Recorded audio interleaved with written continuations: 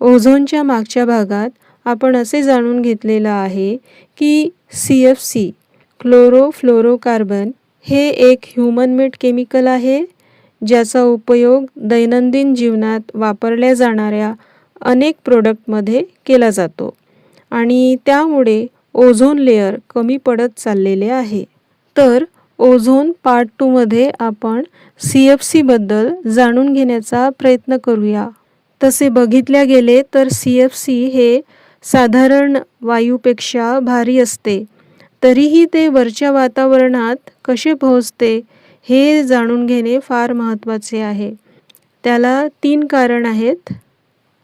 पहिलं कारण, CFC पाण्यामध्ये सहज विरघळू शकत नाही.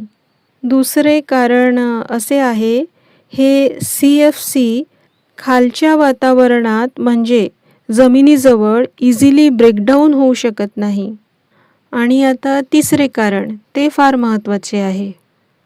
तर हे क्लोरोफ्लोरोकार्बन हे रेफ्रिजरेटर आणि एरोसोल स्प्रेमधून वातावरणात जातात.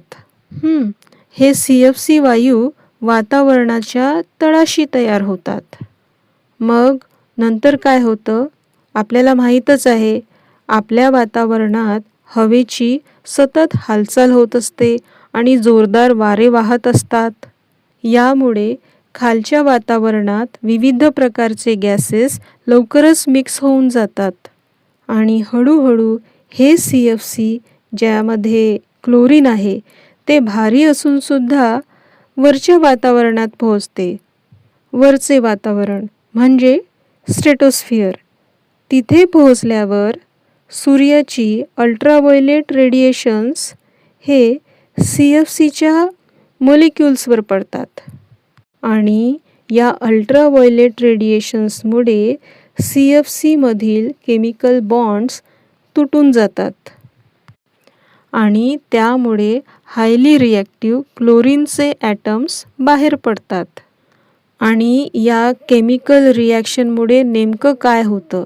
एक क्लोरीन ॲटम ओझोनच्या एका मॉलिक्यूलवर प्रक्रिया करून त्याचे रूपांतर ऑक्सिजन आणि क्लोरीन मोनोऑक्साईडमध्ये करते.